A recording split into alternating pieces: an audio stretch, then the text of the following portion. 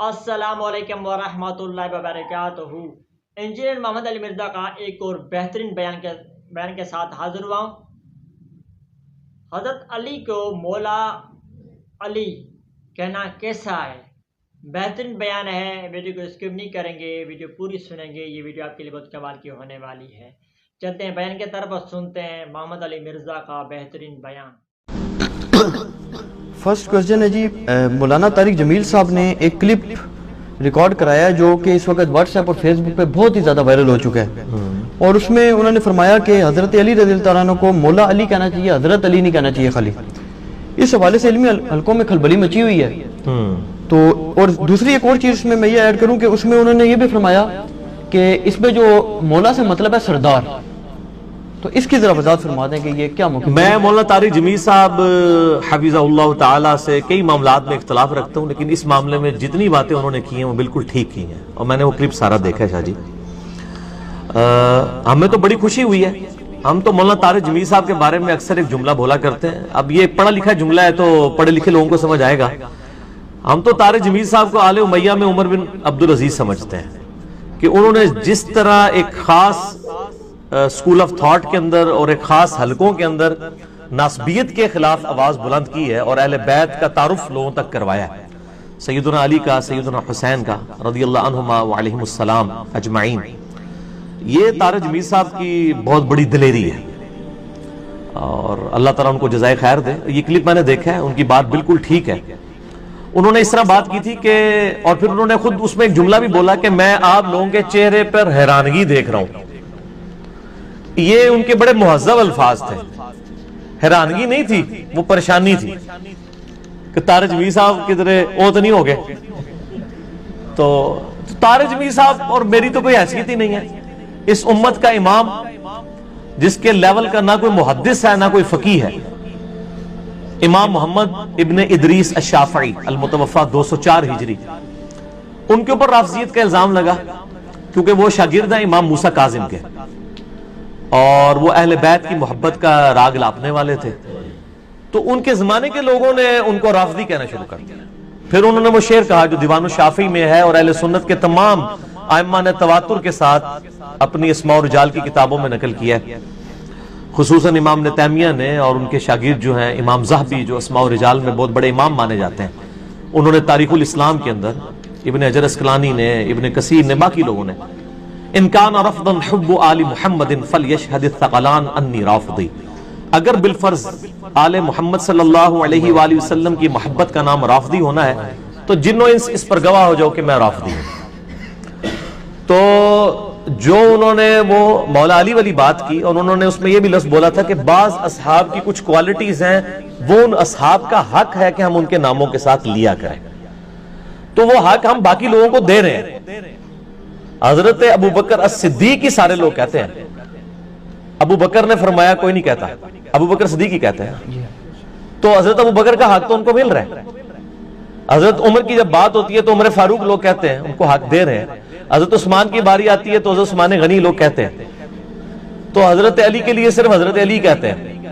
بہت کام جو ہے علی المرتضی، یہ سر شاید مشکل بھی ہے پروننسیشن، اس لیے کہنا ان کو مشکل ہوتا ہو، یا حیدر جو صحیح مسلم میں صحیح حدیث ہے کہ مرحب کو حضرت علی نے قتل کیا تھا، اس وقت اشعار پڑے تھے کہ میری ماں نے میرا نام حیدر رکھا ہے، تو میرا خیال ہے وہ حیدر اور مرتضی یہ مشکل ہے، اس کی وجہ یہ مولا علی جو ہے نا، یہ خصوصیت بھی ہے اور سب سے بہترین آپ صلی اللہ علیہ وآلہ وسلم کی طرف سے ان کے لیے انعام ہے۔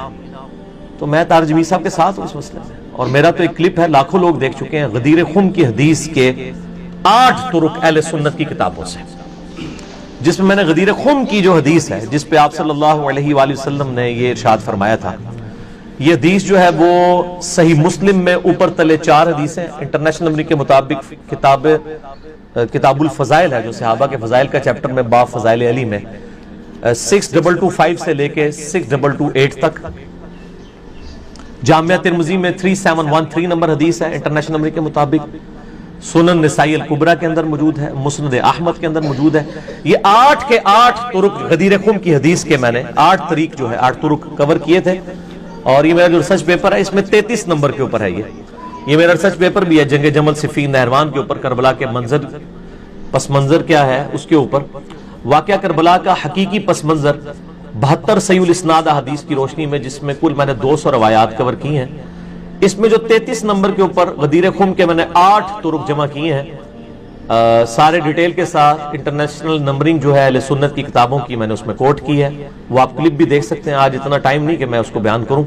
بال غدیر خم پہ آپ صلی اللہ علیہ وآلہ وسلم نے سیدنا علی کا ہاتھ پکڑ کر صحابہ میں یوں بلند کیا تھا اور فرمایا تھا من کنت مولاہ فہذا علی مولاہ، جس کا مولا میں اس کا مولا علی۔ اور اس سے پہلے آپ نے وہ آیت تلاوت کی تھی سورہ الاحزاب کی آیت نمبر 6، النبی اولا بالمؤمنین من انفسہم وازواجہ امہاتہم، نبی علیہ السلام جو ہے وہ مومنین کی جانوں پر ان کی جانوں سے بڑھ کر حق رکھتے ہیں، اور نبی کی بیویاں امت کی مائیں ہیں۔ تو نبی مومنین پر ان کی جانوں سے بھی بڑھ کر حق رکھتے ہیں، یعنی مومنینوں کو جتنی اپنی جانیں عزیز ہیں، اس سے بڑھ کر نبی علیہ السلام کا حق ہے ان پر۔ پھر آپ نے فرمایا کہ کیا میرا حق ہے؟ تو ہاں، سب نے کہا ہے۔ تو پھر آپ فرمایا من کنت مولاہ فہذا علی مولاہ، تو جس پر میں حق رکھتا ہوں اس پر علی کا بھی حق ہے۔ یہ ترجمی صاحب نے صحیح کہا ہے کہ مولا یہاں پر سردار اور آقا کے معنوں میں ہے۔ ہم دلی محبوب ترجمہ کرتے ہیں آپ جیسے لوگوں کے شر سے بچنے کے لیے، وہ تو اسپیسیفک ترجمہ ہے، لیکن مولا کا مطلب دلی محبوب یہ تو ہر وقت ہے ہی ہے۔ پھر یہ عربی لنگوسٹک میں جہاں جہاں یہ جن معنوں میں یوز ہو رہا ہے نا، انہی معنوں میں چلا جاتا ہے۔ مولا لفظ آپ دیکھیں، مولا کا مطلب غلام بھی ہے۔ آپ حیران ہوں گے کہ آقا بھی اور غلام بھی ایک 180 ڈگری مطلب، اس لیے کہ مولا کا چونکہ لفظی مطلب ہے دلی محبوب، تو ایسا غلام جس کو اس کا آقا آزاد کر دے، اتنا اس پہ خوش ہو، تو اس غلام کو کہا جاتا ہے یہ مولا ہے فلاں کا۔ جیسا حضرت ثوبان کو کہا جاتا ہے مولا رسول اللہ صلی اللہ علیہ وآلہ وسلم۔ ٹھیک ہے جی، کیوں کہا جاتا ہے؟ کہ یہ اتنا محبوب ہے اپنے آقا کا کہ اس نے اسے فری میں آزاد کر دیا۔ حضرت ثوبان کو کہا جاتا ہے مولا، وہ رسول اللہ کے مولا ہیں۔ اب یہاں پہ جب کوئی رسول اللہ کا مولا ہوگا تو مراد یہ کہ آپ کا محبوب، اور نبی علیہ السلام جب کسی کے مولا ہوں گے تو ہوگے تو محبوب لیکن آقا کے معنوں میں۔ جیسے ہم دروشی میں پڑھتے ہیں اللہم صلی علی سیدنا و مولانا محمد، یا قرآن حکیم میں آیا ان اللہ ہوا مولا ہوا جبریل و صالح المؤمنین، نبی علیہ السلام کا مولا ہے اللہ، جبریل اور تمام فرشتے اور نیک ایمان والے۔ اب حضرت جبریل اللہ تعالیٰ ایمان والے سارے ایک لیول کے مولا ہے؟ نہیں، اللہ تعالیٰ مولا ہے، پشت پناہ ہے آقا ہونے کے معنوں میں۔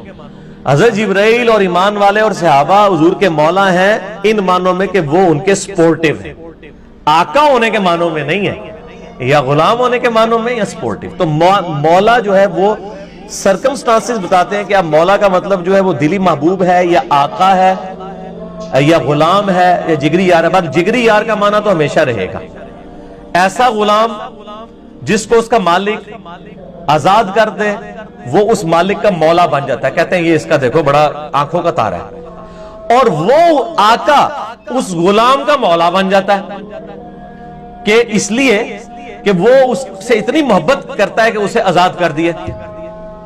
تو مولا آقا کے معنوں میں بھی آتا ہے، غلام کے معنوں میں، لیکن میں نے ان ساری چیزوں سے بچنے کے لیے ایک ہی معنی کیا ہوا ہے، جس کا جگری دوست میں اس کا جگری دوست علی۔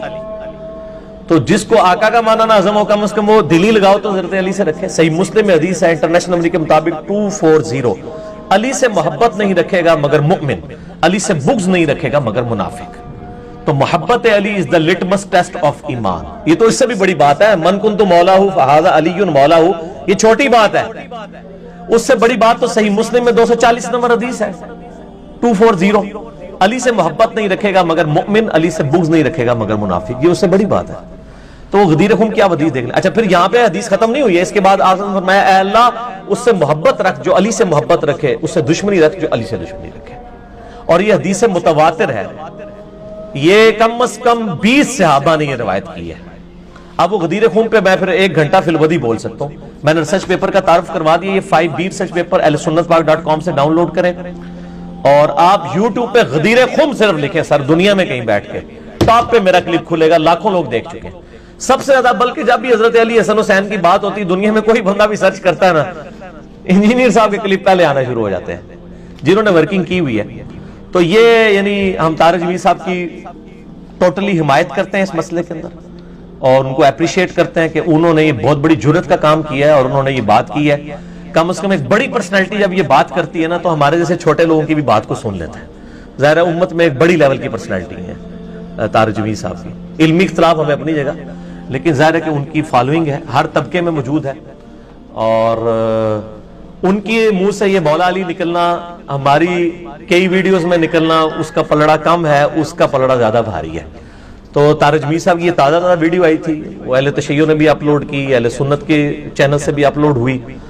बाकी अब जो कोई उससे कोई मोल्ड करके उस पर कोई थंबनेल और कोई बना के रिजल्ट निकालता है, उसकी कोई जिम्मेदारी नहीं होती। मेरी अपने बारे में भी है, मुझे लोग कहते हैं जी आपके क्लिप जो है वो शिया ने भी चढ़ाए हुए हैं, बरेलवियों ने भी चढ़ाए हुए हैं, देवबंदियों ने भी, अहले हदीसों ने, हर बंदों ने अपने मतलब निकाले हुए हैं।